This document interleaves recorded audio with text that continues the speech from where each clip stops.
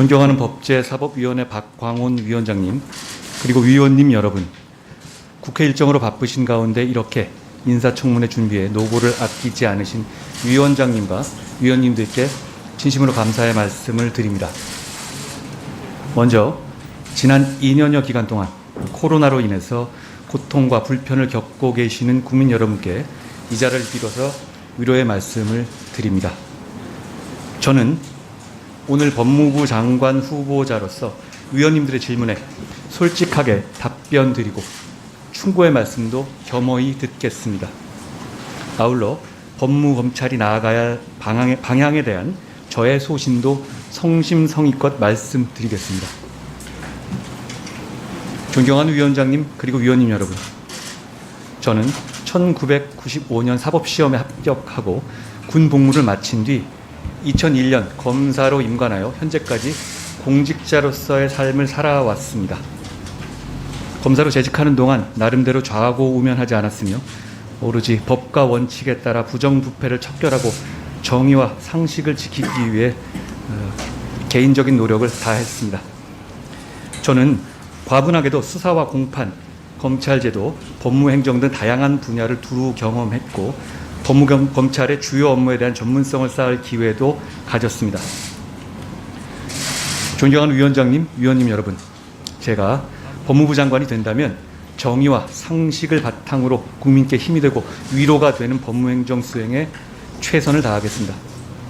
먼저 인권 보호를 최우선으로 하는 따뜻한 법무행정을 펼치겠습니다. 진정한 법은 힘이 없고 소외된 국민을 따뜻하게 보호해야 한다고 생각합니다. 사회적 약자에 대한 인권 사각지대를 해소하여 성폭력 피해자, 아동, 장애인 등을 보호하고 국민이 필요로 하는 현장에 맞춤형 법률 지원을 강화해 나가겠습니다. 범죄 피해자에 대한 신속한 치유가 이루어질 수 있도록 종합적인 지원 체계를 완비하고 피해자의 고통으로부터 신속히 벗어날 수 있도록 하겠습니다. 둘째, 글로벌 스탠다드에 걸맞게 법제화 시스템의 수준을 높이겠습니다.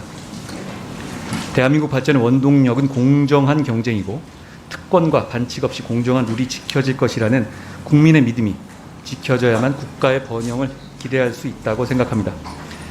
법무부는 엄정한 법 집행과 함께 국민들이 공정한 경쟁 환경에서 자유로운 경제활동을 할 수 있도록 국가의 미래를 위한 선도적 법제 개선을 해야 한다고 생각합니다.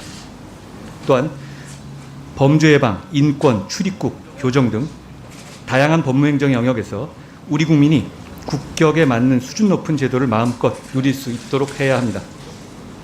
셋째, 중립적이고 공정한 검찰을 만들겠습니다. 국민이 원하는 진정한 검찰개혁은 실력 있는 검찰이 권력자 눈치를 보지 않고 부정부패를 단죄하여 국민에게 신뢰받는 시스템을 만드는 겁니다. 장관의 수사지휘권 행사를 절제하여 검찰의 정치적 중립성과 공정성을 높이고 검경의 상호 협력과 책임 수사를 통해서 견제와 균형의 시스템을 갖추도록 노력하겠습니다. 검사의 능력과 실력 그리고 공정에 대한 의지만을 기준으로 형평에 맞는 인사를 해서 검사를 위한 인사가 아니라 국민을 위한 인사가 될 수 있도록 하겠습니다. 부정부패 척결 등 국가적 범죄 대응 역량을 강화하고 불법과 편법이 뿌리내릴 수 없도록 공정하고 투명한 사회를 만들겠습니다. 마지막으로 범죄로부터 국민의 안전하고 평화로운 삶을 지키겠습니다. 우리 국민들은 여전히 강력범죄로 인해서 생명과 안전을 위협받으면서 자신에게도 언제 범죄가 닥칠지 모른다는 불안감 속에 생활하고 있습니다. 최근에는 자본시장 교란사범, 보이스피싱 등 서민을 울리는 경제범죄도 급속도로 확산하고 있습니다. 범죄를 엄정하게 처벌하면 물론 범죄 수익도 철저히 환수하겠습니다. 범죄를 유발하는 환경도 지속적으로 개선하고 강력사범 등에 대한 전자감독제 운영도 획기적으로 강화하겠습니다. 존경하는 위원장님과 위원님 여러분, 최근 소위 검수완박 법안이 국회를 통과하여 시행을 앞두고 있어서 국민적 우려가 큰 상황입니다. 이 법안은 부패한 정치인과 공직자의 처벌을 어렵게 하고 그 과정에서 국민이 보게 될 피해가 너무나 명확합니다. 저는 많이 부족하지만 법무부 장관으로 일할 수 있는 기회가 주어진다면 용기와 헌신으로 일하겠습니다. 정의와 상식의 법치를 해나가겠습니다. 경청해 주셔서 감사합니다.